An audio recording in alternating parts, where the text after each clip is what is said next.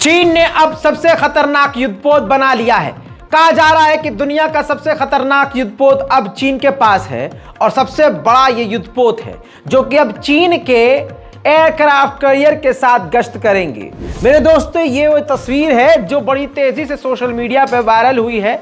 नव भारत टाइम्स के अलावा भारतीय कई सारे अखबारों में ये चीज आ चुकी है। दोस्तों, 054 फ्रिगेट की ये वॉरशिप है जिसकी कुछ खास बातें आपको बता रहा हूं। एक तो ये साइज में सबसे बड़ा है और चीन की नेवी की रीढ़ की हड्डी बताई जा रही है। और इस युद्धपोत में अभी तक के सबसे एडवांस हथियार, लेजर वेपन तक लगे हुए हैं। दोस्तों, ये इलेक्ट्रॉनिकल समझ लीजिए इलेक्ट्रिक है और ये काफ़ी तेज़ी से पानी में दौड़ सकती है। इतना ही नहीं, ये 360 घूम कर भी हमला कर सकती है और अभी तक युद्धपोत में सबसे एडवांस युद्धपोत मानी जा रही है। ऐसा युद्धपोत है ये, ऐसा लड़ाकू पानी का जहाज है ये जो दुश्मन के छक्के छुड़ा सकता है। इसके ऊपर इलेक्ट्रॉनिक वॉरफेयर समेत एडवांस रडार सिस्टम और तो और कई तरह के डिफेंस सिस्टम भी तैनात है, जिसकी वजह से इसको मारकर हटाना और गिराना भी नामुमकिन है। इससे समुद्र में चीन और भी बड़ा ड्रैगन बन चुका है और दुनिया के लिए एक बड़ा खतरा। अमेरिका पहले ही मान चुका है और पूरी दुनिया पहले ही मान रही है इस बात को, और ये फैक्ट है यानी हकीकत है कि समुद्र की सेना सबसे मजबूत और सबसे बड़ी चीन की है। लेकिन इन तमाम चीज़ों के बावजूद लगातार चाइना ऐसे युद्धपोत और लगातार नेवी को मजबूत करने के लिए कदम उठा रहा है, जिससे दुनिया को चीन से खतरा बढ़ता जा रहा है। उधर में दोस्तों, चीन ने अपने मैप में भारत के कई सारे इलाकों को अपना बताया। ठीक ऐसे ही नेपाल, मलेशिया, कई सारे अलग अलग मुल्कों के क्षेत्रों को अपने मैप के अंदर दिखाया। जिसके बाद दोस्तों, नेपाल की बात बता दूं तो नेपाल के मेयर चीन के दौरे पर जाने वाले थे। इस खबर के बाद, इस घटना के बाद उन्होंने अपना दौरा कैंसिल कर दिया। मलेशिया ने स्पेशल नोट लिखा है और विरोध जताकर चीन भेजा है। इसके अलावा फिलीपींस, ताइवान, इंडोनेशिया ने भी विरोध जताया है कि हमारे इलाकों को भी इस मैप के अंदर चीन ने अपना बताया है। हालांकि अभी तक मोदी जी के मुंह से कुछ नहीं निकल पाया और भारत के बड़े बड़े इलाकों को चुपके से चीन के हाथों में जाने दिया जा रहा है, क्योंकि लाल आंख और 56 इंच की छाती सिर्फ मुसलमानों के खिलाफ ही इस्तेमाल की जाती है। वहीं अमेरिका, सिंगापुर, ऑस्ट्रेलिया, जापान और ब्रिटेन ने मिलकर चीन के बेहद करीब जापान के इलाके में ड्रिल की है चीन के खिलाफ। जापान कभी लड़ने का काम नहीं करता और जंग में कभी पैसा खर्च नहीं करता, हथियारों पर पैसा खर्च नहीं करता, लेकिन $53 बिलियन, $53 बिलियन उसने अपना रक्षा बजट बढ़ा दिया है चीन और नॉर्थ कोरिया से खतरा देखते हुए। दोस्तों, जापान, साउथ कोरिया और चाइना के बीच अचानक से तनाव बढ़ गया। कैसे, मैं बताता हूं। जापान ने अपने न्यूक्लियर पावर प्लांट का न्यूक्लियर रेडियो एक्टिव वाटर यानी समझिए केमिकल, एक प्रकार का खतरनाक पानी, वो समुद्र में फेंक दिया। इससे चीन भड़क गया कि भाई इससे तो समुद्र की जो मछलियां हैं और जो जीव जंतु हैं वो जहरीले हो जाएंगे, तो हम अब आपसे कोई भी सी फूड नहीं खरीदेंगे, जापान से नहीं खरीदेंगे। साउथ कोरिया भी बुरी तरह से भड़क गया। किस पर? जापान पर, कि भाई ये आपने क्या किया सो। अब इसके बाद चीन ज़्यादा भड़का, चाइना ने बैन कर दिया, सी फूड हम जापान से नहीं लेंगे। हालात इतने ख़राब हुए कि जापान के प्रधानमंत्री, ये देखिए, जापान के प्रधानमंत्री को अपने नेताओं के साथ मिलकर सी फूड खाकर, मछली उछली खाकर दिखाना पड़ा कि ऐसा है, रेडियो एक्टिव वाटर से किसी भी मछली को कोई तकलीफ नहीं हुई है, कोई भी बैक्टीरिया, कोई वायरस नहीं फैला है, जो मछलियां हैं वो जहरीली नहीं हुई हैं, हमने खाकर दिखा दिया है। बहरहाल अभी तक इसके बाद चीन ने कोई जवाब नहीं दिया है। मेरे दोस्तों, ताइवान को इस तरह के हथियार दे रहा है अमेरिका जो हथियार वो आज़ाद देशों को देता है, जिनको मानता है कि ये आज़ाद है, किसी के गुलाम या किसी के साथी, किसी के साथ मिलकर काम नहीं करते। ऐसे में F-16 विमान भी ताइवान को देने के लिए अप्रूवल दे दिया है अमेरिका ने, लेकिन IRST नाम का एक सिस्टम भी अब ताइवान को देने के लिए अप्रूवल दे दिया है। अब आप कहेंगे ये IRST सिस्टम क्या है? IRST सिस्टम एक ऐसा डिवाइस, ऐसी मशीन है जिसके जरिए ताइवान चीन के J-20 फाइटर जेट को बड़े ही आसानी से ताइवान ट्रैक कर सकेगा। और ऐसी मदद पहली बार ताइवान को दी है जैसी मदद आज़ाद देशों को देता है।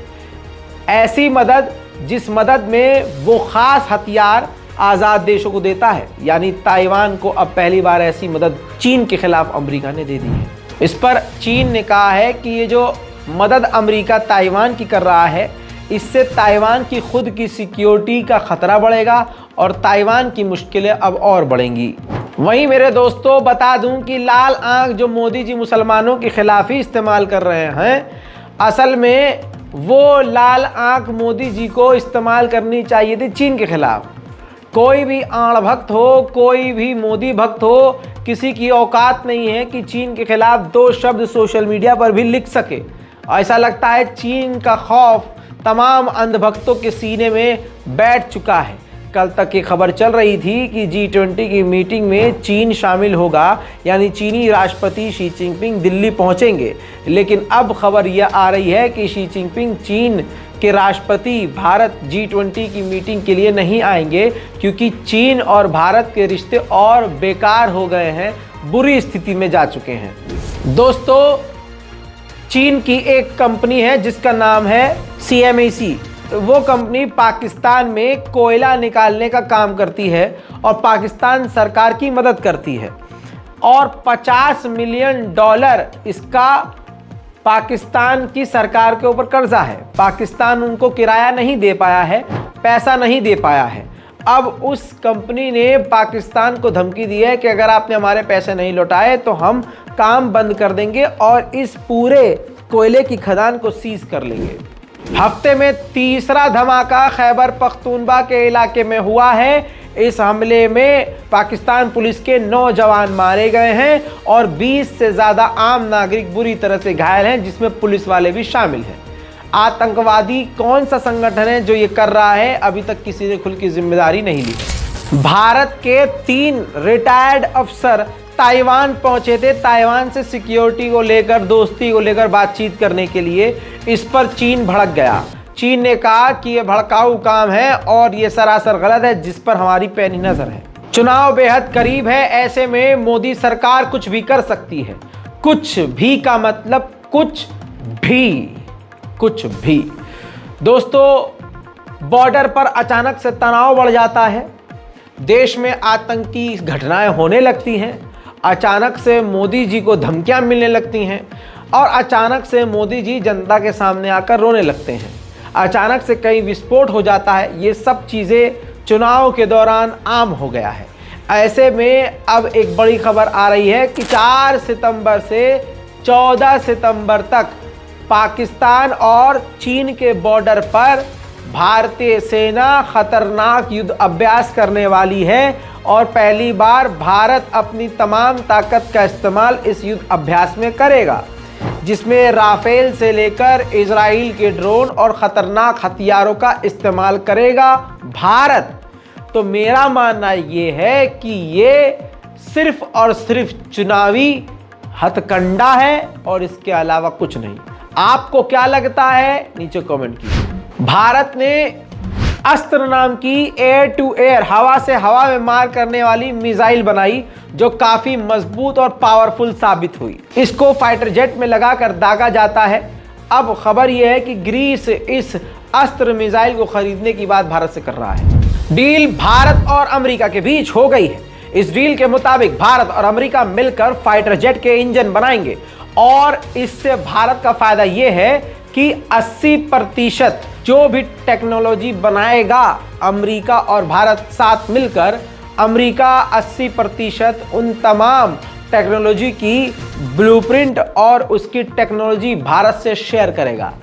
उधर अमेरिका के फ्लोरिडा में जबरदस्त बाढ़ के बाद 2 लोगों की मौत की खबर कंफर्म की गई है और लाखों लोग बेघर हैं। बता दूं, अमेरिका के फ्लोरिडा में 100 साल बाद इतनी खतरनाक बाढ़ आई है। हालात इतने खराब है कि 900 फ्लाइट्स कैंसिल हो चुकी हैं और लगातार वहां पर जल का स्तर जो है बढ़ता जा रहा है।